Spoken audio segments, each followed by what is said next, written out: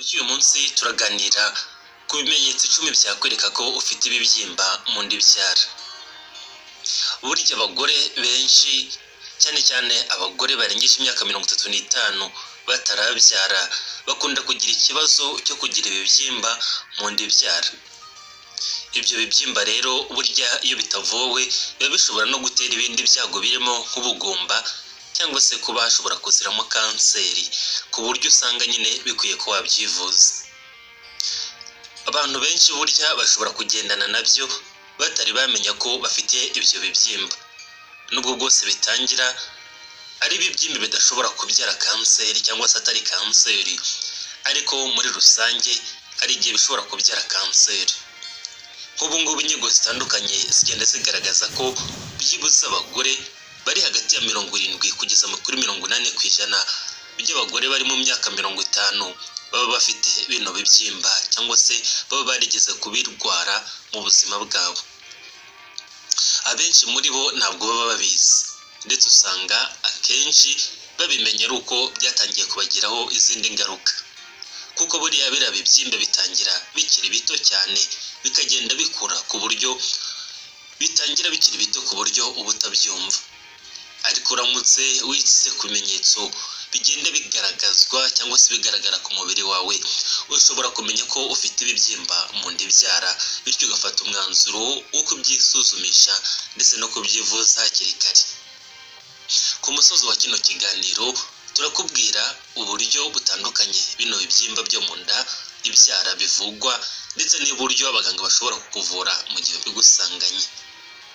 Tudatinze rero reka turebere hamwe ibimenyetso 10 byakwereka ko ufite ibibyimba mu nda ibyara. Ikimenyetso cya mbere cyakwereka ko ufite ibibyimba mu nda ibyara no kuvujya mu mihango ukava cyane mu buryo bukabije. Iki ni ikimenyetso ahanini gihurirwaho n'abagore bagize kino kibazo cyo kugira ibibyimba mu nda ibyara. Usanga ahanini iyo umugore agiye mu gihe cy'imihango ava cyane kandi mu buryo budasanzwe ugereranyije n'uko yavaga mbere. Iyo rero ufite ibibyimba mu nda ibyara burya biragenda bigakura, ibyo bikagura ingano y'anyababyeyi cyangwa se y'indi byara, hanyuma rero ugasanga ibyo bitumye mu gihe ugiye mu mihango ushobora gutakaza amaraso menshi. Cyane cyane burya birangwa no kuba mu gihe urimo kuva cyangwa se mu gihe uri mu mihango ugenda uhindura pads cyangwa se tampo inshuro nyinshi, cyane cyane buri masaha 2 ugasanga urimo guhindura tampo. Ubundi ntabwo iba ari ibintu bisanzwe. Iyo rero uri kwihindura cyane ubona ihise yuzura, burya uri kuva cyane mu gihe cy'imihango, ndetse uba ukwiye kumenya impamvu yabyo, kuko imwe mu mpamvu ishobora gutuma utakaza amaraso menshi mu gihe uri mu mihango no ufite ibibyimba mu nda ibyara. Nanone burya iyo uri kuva cyane ujya ukabona ibintu by'ibibombe by'amaraso bikaza no mu gihe uri mu mihango, rwose ukabona bigiye biza ugasanga byaje mu myenda y'imbere wambariyemo. Nanone burya ntibujya mu mihango ukarenza iminsi 7 yose, burya ubuva cyane cyangwa se utakaza amaraso menshi, birashoboka kuba ari ibibyimba ufite mu nda ibyara cyangwa se muri nyababyeyi. Burya kuva cyane nanone bishobora gutera uburwayi burimo nka anemi ni uburwayi bwo kugira amaraso make aho uba waratakaje menshi, aho burangwa no kugira umunaniro ukabije, kugira isereri ndetse no kugira uruhu rukererukana. Niba rero ufite ibyo bimenyetso, ni byiza ko watekereza kuri iki ngiki cyo kuba ufite ibibyimba byo mu nda ibyara, ukisuzumisha ukamenya impamvu yabyo. Ikimenyetso cya kabiri kigaragara ku muntu ushobora kuba afite ibibyimba byo mu nda ibyara cyangwa se muri nyababyeyi ni ukuba aribwa mu rukenyerero cyangwa se amagufwa yo mu rukenyerero, cyangwa se akumva hari ikintu gisa naho kiremereye kiri muri icyo gice cy'urukenyerero. Burya muri aya magufwa y'urukenyerero ku bagore niho haba haruzingiye cyangwa se hari ibice byose bifasha mu iyororoka ry'igitsina gore. Cyane cyane usangamo organe z'ingenzi harimo nka nyababyeyi, imiyoborantanga, imirerantanga ndetse n'ibindi bice bitandukanye bifasha mu iyororoka ry'umugore.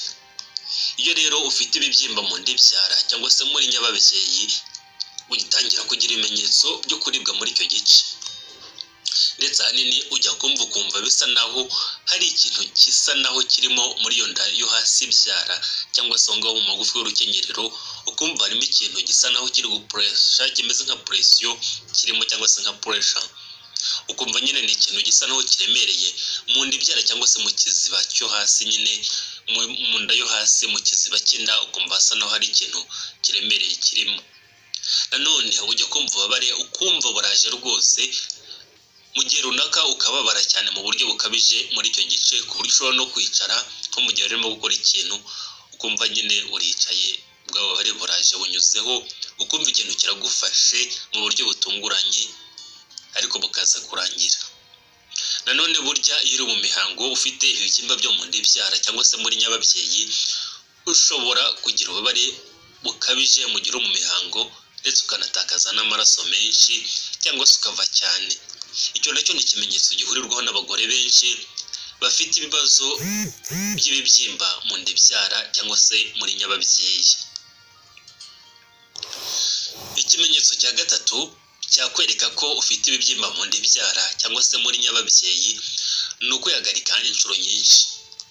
Burya kwihagarika inshuro nyinshi bishobora kwitiranywa no kuba umuntu afite infection urinaire cyangwa se mu infection afata mu muyoboro w'inkari, ariko burya no ku bantu basanzwe bafite ibibyimba muri nda ibyara cyangwa se muri nyababyeyi bashobora kugira kino kibazo.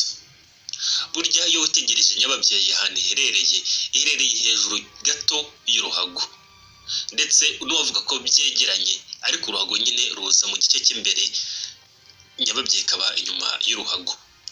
Iyo rero burya nyababyeyi ifitemo ikibazo cy'ibibyimba, bya bibyimba bigenda bisa naho bikompresa cyangwa se bikanda rwa ruhago, ibyo bigatuma rwuzura vuba kubera ko ingano yarwo iba yaragabanutse bitewe no kuba ibibyimba biri muri nyababyeyi byaratumye yaguka igakanda rwa ruhago rikaba rwuzura vuba. Ibyo rero bituma umugore ufite bino bibyimba byo mu nda ibyara cyangwa se muri nyababyeyi agire ikibazo cyo kwihagarika inshuro nyinshi, ugasanga no mu ijoro arimo guhaguruka inshuro nyinshi ajya kwihagarika kubera ko uruhago rusa naho rwuzuye kandi nyine rutuzuye bitewe ahubwo no kuba rwaratsikamiwe na bya bibyimba biri muri nyababyeyi cyangwa se mu nda ibyara. Ibyo rero hanini usanga no mu gihe agiye kwihagarika bimugora cyane kuba rwa ruhago rwose rwashyiramo inkari. Iki rero nacyo ni ikimenyetso ahanini gishobora kugaragaza ko ufite ibibyimba mu nda ibyara ndetse udakwiye kurenza amaso, ariko akenshi bashobora kubyitiranya no kuba ufite ama infection urinaire, ariko burya ntabwo ari byo, kuko ama infection urinaire ushobora kunyaruka babara, ushobora no kugira ibindi bimenyetso yewe n'umuriro burya ushobora kuwugira. Ibyo rero ntabwo uba ufite. Ikimenyetso cya kane gishobora kugaragaza ko ufite ibibyimba mu nda ibyara cyangwa se muri nyababyeyi ni ukugira uburwayi bwa constipation cyangwa se kwituma impatwe, akaba ari byo bibazo ugira, yewe hakaba n'igihe mu nda habyimbe ahuzuranamo umwuka, ari nabyo byitwa bloating. Cyane cyane burya ku mugore ufite ibibyimba muri nyababyeyi cyangwa se mu nda ibyara, hari igihe bikura bikagenda bigakompresa agace k'inyuma kanyuramo imyanda kitwa rectum. Ako gace rero akaba ari nako kanyuramo burya umusarani mu gihe umugore nyine yituma cyangwa se umukobwa ufite ibibyimba byo mu nda ashobora kugira ikimenyetso cyo kugira ikibazo cy'impatwe ihoraho. Ibyo nabyo bikaba bishobora kugaragaza ko afite ibibyimba muri nyababyeyi cyangwa se mu nda ibyara. Iyo umugore yituma ayumva rwose bimugoye, akituma bimugoye, ndetse ahanini no mu gihe amaze kwituma aba yumva atarangije neza ku buryo yakumva yahita asubirayo akumva umwanda ushobora kuyituza. Nanone burya agira ibibazo birimo kugira ibibazo byo kuyuzurana umwuka mu nda, cyangwa se kwa kundi umuntu yuzurana umwuka mu nda agasuragura bitewe n'ibintu byamuguye nabi, nawe akunda kubigira. Ashobora no kubyimba mu nda akumva mu nda huzuranye umwuka, nacyo ni ikimenyetso kigaragaza ko ushobora kuba ufite ibibyimba muri nyababyeyi cyangwa se mu nda ibyara. Ikimenyetso cya gatanu cyakwereka ko ushobora kuba ufite ibibyimba mu nda ibyara cyangwa se muri nyababyeyi ni ugukora imibonano mpuzabitsina cyangwa se gutera akabariro ukababara. Cyane cyane burya abakobwa cyangwa se abagore bafite ibibazo by'ibibyimba byo mu nda ibyara cyangwa se muri nyababyeyi, iyo bateye akabariro barababara. Cyane cyane ibyo bibyimba bishobora kugenda bigakurira hafi y'inkondo y'umura cyangwa se ahitwa cervix. Aho ngaho rero haba ari imbere, ariko ari imbere muri nyababyeyi. Cyane cyane buryo uyu mugabo ashobora gukora imibonano mpuzabitsina akageza kuri ako gace rero ugasanga gasa naho kakubabaza cyangwa se kari painful. Iyo rero burya uyu mugore cyangwa se umukobwa ufite ibibyimba muri nyababyeyi cyangwa se mu ndibyara, iyo akoze imibonano mpuzabitsina arababara cyane cyane, akababara cyane igihe umugabo abaye nk'uwinjira cyane akinjiramo imbere cyane, burya arababara. Nanone burya iyo umugore cyangwa se umukobwa ari mu gihe cyo gutera akabariro afite ibyo bibyimba, mu gihe umugabo yinjiye asa n'umvaho ari ikintu gisa naho gikomeye cyangwa se nka presiyo y'imwe imbere. Nanone burya ntabwo umugore akomeza kuryoherwa nk'uko byari bisanzwe, kubera ko bafite discomfort cyangwa se yumva atamerewe neza mu gihe ari muri cya gikorwa. Bikaba ari ingenzi rero mu gihe usanzwe ufite bino bibyimba byo muri nyababyeyi kuganira n'umufasha wawe cyangwa se n'umugabo wawe, akabasha gutera akabariro ariko ntageremo imbere cyane, agasa n'ukorera inyuma, nibwo ubasha kuba comfortable.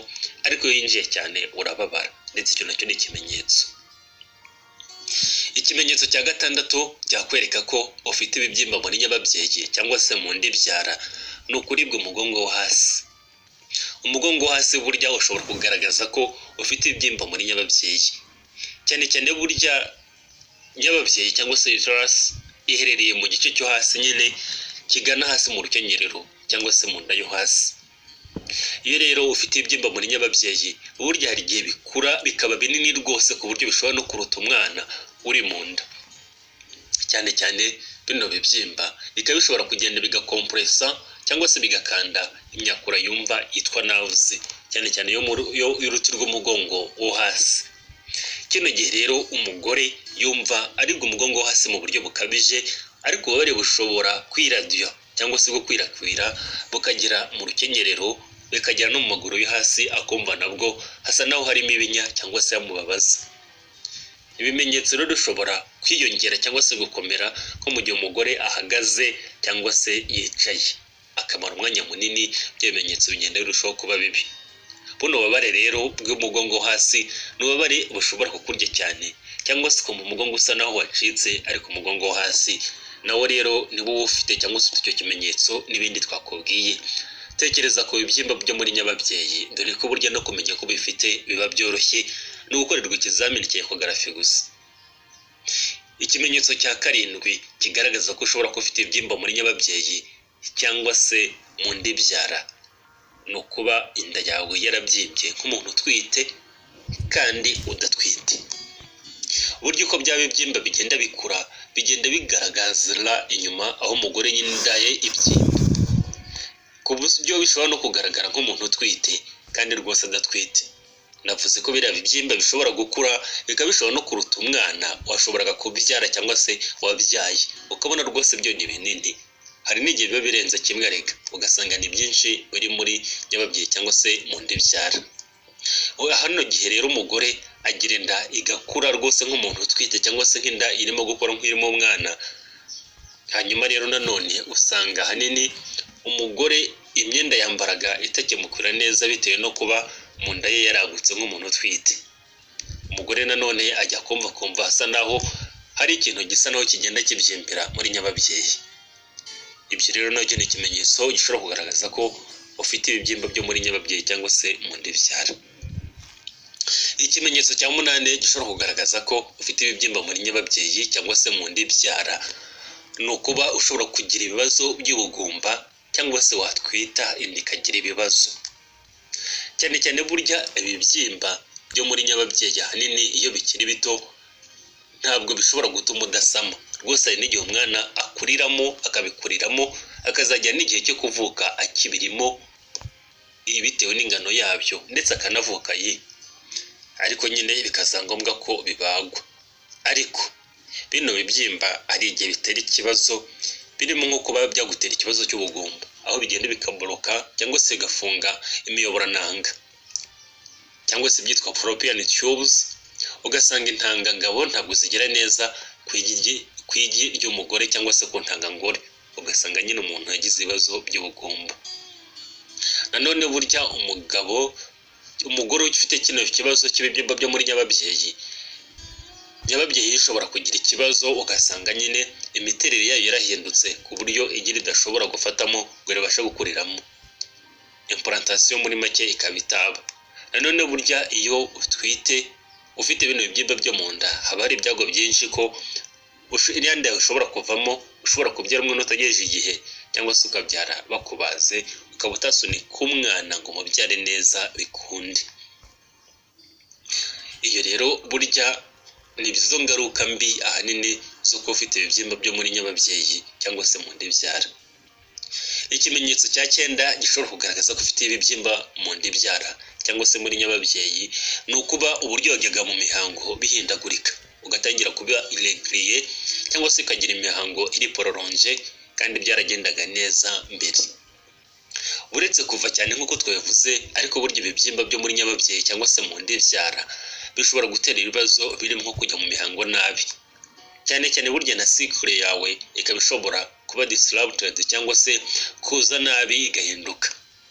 Ugasanga nk'umuntu ajya mu mihango akatangiye kujya mu mihango inshuro nyinshi, cyane cyane n'iminsi akaba ashobora no kwezi kukaba gushobora kujya munsi y'iminsi 21, kandi we naragera ku kwezi kw'iminsi 28, akajya mu mihango inshuro nyinshi zirenze imwe mu kwezi. Nanone ashobora kubura imihango kandi adatwite.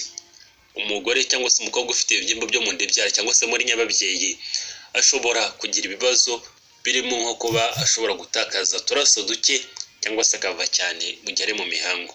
Ibyo biterwa n'umubiri we. Ikimenyetso cya 10 gishobora kugaragaza ko ufite ibibyimba muri nyababyeyi cyangwa se mu nda ibyara ni ukuba ushobora kugira ibibazo by'umunaniro uhoraho kandi ukabije, cyane cyane burya nk'iri mu mihango ugatakaza amaraso menshi nk'uko twabivuze, ugira ibibazo by'uburwayi bw'amaraso make buzwi nka anemia, hanyuma rero bugatuma uyihorana umunaniro.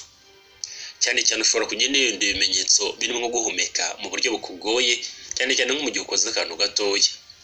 Ushobora kugira uruhu rwawe rukererukana, ukabona ryabara ry'amaraso riraba riri mu ntoki, ukabona we afite mu ntoki h'umweru, cyangwa se ukabona uruhu rwe narwo rusa n'umweru. Nanone umuntu ashobora gutakaza imbaraga akumva nta gatege afite. Iyo rero burya ufite ibibyimba byo mu nda ibyara, ni ngombwa ko burya uhabwa n'ubutare bw'inyongera cyangwa se iron supplementation, n'uburyo bw'imirire bwawe ukabihindura ku buryo ubasha kubona ibiribwa birimo ubutare bwa fer ku bwinshi, kubera ko uba ukeneye cyane. Ushobora kwibaza uti ni gute bashobora kumenya ko mfite ibibyimba byo mu nda? Rwose burya byo biroroshye kubimenya. Uramutse uketse ko ufite bino bimenyetso bimwe twakubwiye, muri bigwi twakubwiye nyine buri bimenyetso bigera ku 10 twakubwiye, ni byiza ko wajya kwa muganga. Muganga ashobora gukora kunda akumva ko hari ikintu kidasanzwe kiri muri nyababyeyi cyangwa se mu nda ibyara. Hanyuma rero akwandikira ikizamini cyo gukoresha ecography, cyitwa ecography cyangwa se ultrasound, cya kindi kireba kunda babanza basigaho utuvuta, hanyuma bakareba nyine kiriya gihita kibigaragaza rwose. Umuganga ashobora no gusabira ikindi kizamini cyitwa MRI, akabasha kubyemeza neza, akamenya ingano ya biriya bibyimba byo mu nda ndetse n'ibyitwa fibroids, akabireba neza, akamenya na size yabyo ndetse naho biherereye. Hanyuma rero hari n'ibindi bizamini bishobora gukorwa ariko bitari ngombwa, ikizamini cyitwa hysteroscopy, laparoscopy. Ibyo byose bishobora gukorwa ariko ntabwo biri ngombwa. Ibizamini ecography yonyine ishobora kugaragaza bino bibyimba. Ni gute rero ushobora bino bibyimba bashobora kubivura? Hari uburyo bwinshi bashobora kuvura bino bibyimba, cyane cyane ushobora guhabwa imiti, cyane cyane bahabwa imiti yikoze mu hormone cyangwa ikoze mu misemburo, bashobora kuyiguha. Iyo miti rero ikaba ishobora kugabanya ibimenyetso cyangwa se kuvura bya bimenyetso byabyo, ariko ntabwo bivuye biriya bibyimba neza 100%. Nanone burya nyababyeyi yawe ishobora gufungurwa, bya bibyimba bigakurwamo, hanyuma rero bakongera bakayifunga neza, hanyuma ukongera ugasubira mu buzima busanzwe, ukazongera ukanabyara rega. Nanone burya bashobora gukoramo nyababyeyi bitewe n'uburyo ibibyimba bingana, ndetse babona nta n'ubusi yo kuzongera kubyara ufite, cyane cyane nyine nk'abantu bageze mu zabukuru batazongera kubyara. Nanone burya bakubwira uburyo bw'imirire uhindura nabwo burya ni ingenzi, imirire yawe ukayihindura ndetse ukagira n'uburyo uhindura imibereho yawe. Muri rusange rero ibibyimba byo muri nyababyeyi ni ibibyimba bishobora kuvugwa bigakira kandi ukongera ukabyara mu buryo busanzwe, biterwa n'uburyo wivuje kare cyangwa se nuko byanganaga, ndetse ibyo bikaba ari ingenzi cyane. Mu gihe uketse ko ufite bino bibyimba byo mu nda, ugende kuri ibi bimenyetso uzajye kwisuzumisha kwa muganga. Nta gihombo rwose niyo basanga utabifite, ufite ubundi burwayi nabwo babukuvura, burya ntabwo uba uhombye, ahubwo burya uba urengeye amagara yawe.